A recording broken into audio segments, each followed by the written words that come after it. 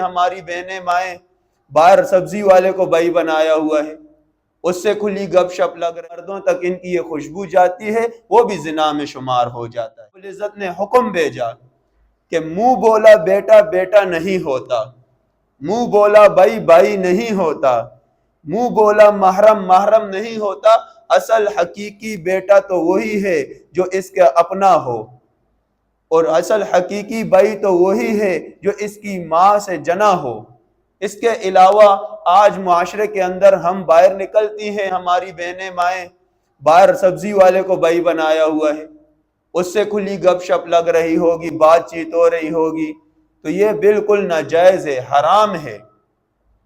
اور ایک تو یہ ہے زنا کرنا، اور ایک زنا وہ ہے جو نظر کا زنا ہے، تو نظر کے زنا سے بھی بچنا چاہیے۔ یہ نظر کا زنا اسی طرح شروع ہوتا ہے۔ اور پھر دوسرا آواز کا زنا ہے۔ آواز کا زنا یہ ہے کہ آپ صلی اللہ علیہ وسلم نے کیا تعلیم دی ہے کہ عورت کو کہ گھر میں اگر کوئی آپ کے گھر میں آ جائے اور دستک دے جی فلانا ہے، تو اسے میٹھی آواز میں جواب نہ دو۔ گھر کی مائیں بہنوں کے لیے یہ تعلیم پیغمبر علیہ السلام نے دی ہے کہ اسے میٹھی آواز میں جواب نہ دو، اس کے دل میں آپ کی آواز گر بنا دے گی اور دل میں محبت پیدا کر دے گی، جس کی وجہ سے یہ ہمیشہ اسی وقت آئے گا جب گھر میں کوئی نہیں ہوگا، اور یہ آواز سن کر ہی خوش ہوتا رہے گا، تو اسے بھی برا کہا ہے۔ آواز کا بھی پردہ ہے، جیسے کہ پیغمبر علیہ السلام نے خوشبو لگا کر عورتوں کو ایسی خوشبو لگا کر عورتوں کو باہر نکلنے سے منع کیا ہے،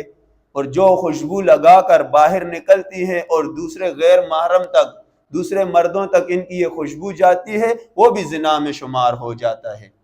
تو اسی لیے ہم ان برائیوں سے بچیں جس سے پیغمبر علیہ السلام نے منع فرمایا ہے، وہ کام کریں جو پیغمبر علیہ السلام اور ازواج مطہرات کی تعلیمات سے ہمیں پتہ لگتا ہے۔ تو میں بتا رہا تھا کہ سب سے پاک دل ازواج مطہرات کا تھا،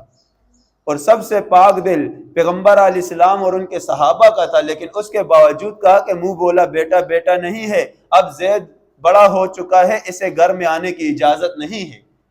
پھر وہ زید رضی اللہ تعالیٰ عنہ ہی تھے کہ پہلے گھر میں آنا جانا کرتے تھے جب چھوٹے تھے، پھر باہر ہی سے آواز دے کر جو کام ہوتا تھا وہ کہتے تھے۔